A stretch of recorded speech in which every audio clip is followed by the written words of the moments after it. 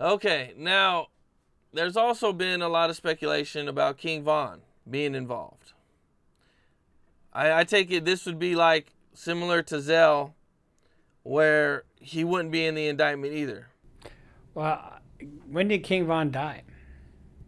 Last November. So a few months. A few months after Duck. this. Well, whether he was or not, I mean, at this point, it's just that the question is whether these guys. I mean, if King Vaughn was involved, it doesn't necessarily take these guys off the hook. Right. Would he be brought up in the trial? Would he be able to be brought up in the trial? Well, nothing he said could be brought up in the trial, or at least I don't think so. That's a pretty vague concept, so I'd have to know more context. But if they said no, it wasn't me, it was King Vaughn that did this, then if that was the defense, that's the defense. But I can't imagine King Vaughn playing a big part in this trial. Are you familiar with Lil Durk's case out in Atlanta, where him and King Vaughn were accused of shooting somebody outside of a nightclub? Yes. Okay, a lot of people are suspicious of Durk because he's out on bond, and just, I don't know, a couple months ago, there was an attempted home invasion at his house, and supposedly him and his girlfriend shot back at the people who tried to home invade, and they're saying that, he couldn't be around guns. So how come he's not in jail? That's what they're saying. That's a good question. I mean, he's not charged with a crime related to those guns, right? As far as I know, right. But does he have a felony record? I'm not sure, but he's out on bond. Yeah, I think he's a prohibited person, so that still may come. When did that happen? That wasn't that long ago. I want to say like 2-3 months ago. Yeah. That might still be in the works. We don't know. But you would think if there was a real issue with it, that they would have yanked his ass back into custody. But if he's more of a victim, they may overlook it. That's what I was thinking too, that Georgia's pro-gun, and so maybe because he was the victim of it, that they kind of just said, okay, we're going to let this slide because he was really just protecting himself.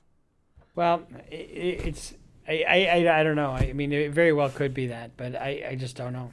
So the next phase of this, just to give the phases of the criminal process. So they'll have the detention hearing. Whether or not they'll be detained will be a matter for the magistrate. If the defendants don't like the decision from the magistrate, they can appeal it to the district court judge.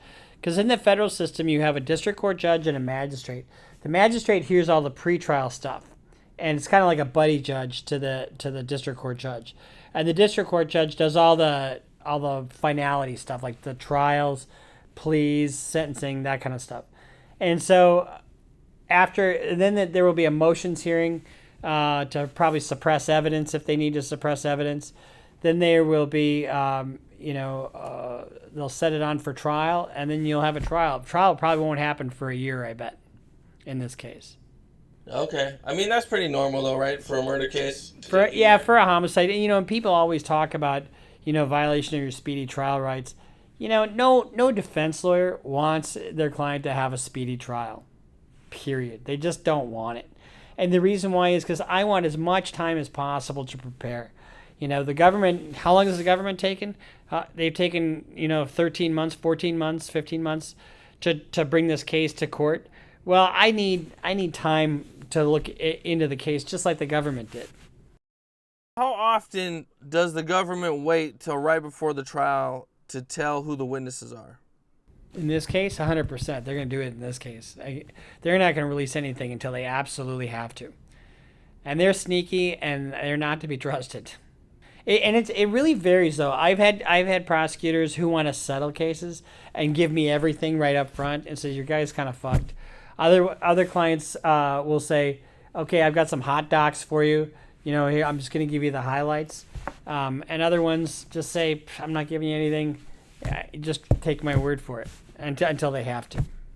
Which makes settling a case problematic, because then your client thinks, oh, they don't have shit on me. They would have given you this information if they had it.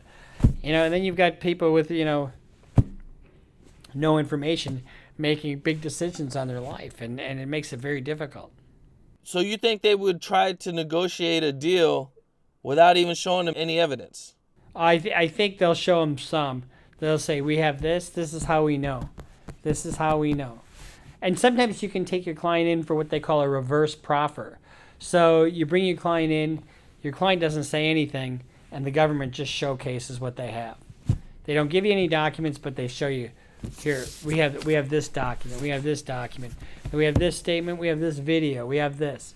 And then you kind of sees what their case is all about. Are they allowed to lie during that? No, they don't. I mean, a good prosecutor doesn't need to lie. Okay. I just asked that because, I've seen when cops are questioning people that they're allowed to lie. That's why. Well, cops do it all the time, but prosecutors generally don't do it. I've seen prosecutors get sneaky with things here and there, but by and large, they're pretty straightforward. Okay. Because you know why? Because they know a guy like me, if you fucking lie to me, I'm going to jam that shit up your ass. Okay, so if they were to lie, you could bring it up during the trial. Right. I gotcha. Okay. Is there anything else in the terms of people cooperating that we could add to this? Just watch for the ducks to fly out of the pond, because I bet you see a couple of these guys cop deals if they can. Oh, so who are you referring to when you say these guys? I'm talking about in this FBG duck case. So you think a couple of these guys will try to take a deal? I think they're all trying to take a deal, but whether one or more of them snitch is another deal altogether. And here's the thing: there's a thing called 5K1. A 5K1 is a departure based upon rendering substantial assistance to the government. And what that means is, if the government is aided by your words, in other words, if they get a conviction, then they use that to talk to the judge later to reduce your sentence. And whoever snitches first is going to get the best deal. That's right. First one to the table. First one to the table. And then when he goes to prison, show me your fucking papers. Right. Because he's still going to get a good sentence. The rest of them will get life. Well, they're still going to get 20, 30 years. And we're going to give you an option to get out of prison before you start drooling. But the stakes are high in this one, very, very high. So you're not going to see any slacking lawyers on this case. You're not going to see a DWI lawyer on this case. So this is going to be like the best of the best on all sides. I think so, yeah. I think you're gonna find good lawyers on this case.